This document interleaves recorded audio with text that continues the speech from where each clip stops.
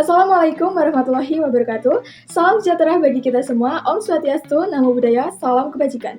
Perkenalkan, nama saya Sherly Alia dengan NIM 8568844014. Dalam video ini saya akan menjelaskan tugas 3 mata kuliah Pendidikan Kewarganegaraan dosen Ibu Abiyu Nabila Sadikli, SPD, MPD. Yang pertama, saya akan menjelaskan pengertian hak dan kewajiban. Hak warga negara adalah segala sesuatu yang secara sah dimiliki oleh seseorang sebagai anggota suatu negara yang dilindungi oleh hukum dan harus dihormati oleh pemerintah dan pihak lainnya. Secara etimologis, menurut Kamus Besar Bahasa Indonesia atau KBBI, istilah hak memiliki beberapa makna, yaitu benar, milik atau kepunyaan, kewenangan, kekuasaan untuk berbuat sesuatu. Ada beberapa hak-hak warga negara. Yang pertama adalah hak atas kewarganegaraan. Yang kedua adalah hak atas keadilan. Yang ketiga adalah hak untuk hidup dan kebebasan. Yang keempat adalah hak atas pekerjaan dan penghidupan yang layak. Yang kelima adalah hak atas pendidikan. Pasal tentang hak warga negara di Indonesia diatur dalam Undang-Undang Dasar 1945, khususnya pada pasal 26 hingga pasal 34. Yang selanjutnya adalah kewajiban warga negara. Kewajiban warga negara adalah perintah atau tanggung jawab yang harus dilaksanakan atau dijalankan oleh individu sebagian dari masyarakat dan negara.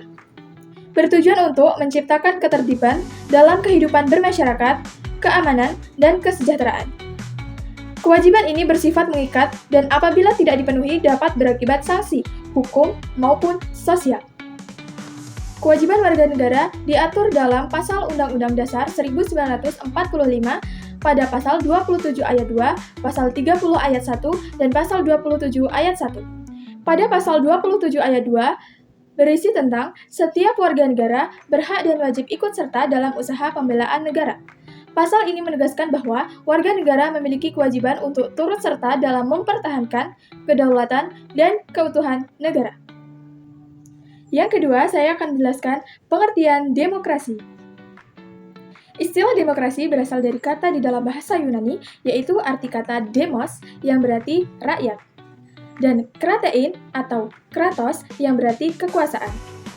Secara etimologis, kata demokrasi secara umum berarti kekuasaan rakyat atau rakyat berkuasa. Dalam bahasa Inggris sering disebut dengan ungkapan government of rule by the people. Beberapa komponen mendasar di dalam demokrasi. Yang pertama, kedaulatan rakyat. Yang kedua, pemerintahan berdasarkan persetujuan dari diperintah. Yang ketiga, kekuasaan mayoritas. Yang keempat, hak-hak minoritas. Yang kelima, jaminan hak asasi manusia. Dan ada beberapa komponen lainnya. Sistem demokrasi di Indonesia ada 4 periode. Periode pertama pada tahun 1945 hingga 1959.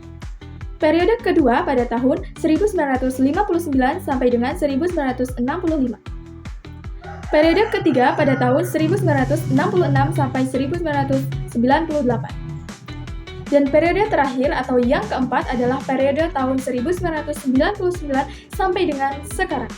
Sistem demokrasi terdiri atas infrastruktur politik dan suprastruktur politik. Infrastruktur politik terdiri atas 5 komponen. Yang pertama yaitu partai politik, yang kedua golongan atau yang tidak berdasarkan pemilu, yang ketiga golongan penekan, yang keempat alat komunikasi politik, dan yang kelima adalah tokoh-tokoh politik. Yang kedua, suprastruktur politik terdiri atas 3 komponen, yaitu lembaga legislatif, lembaga eksekutif, dan lembaga yudikatif. Ke toko buku beli pena, pulang singgah ke warung makan, tugas usai hati gembira, nilai sempurna saya harapkan. Sekian tugas video dari saya akhiri. Wabillahi taufiq wal hidayah. Wassalamualaikum warahmatullahi wabarakatuh.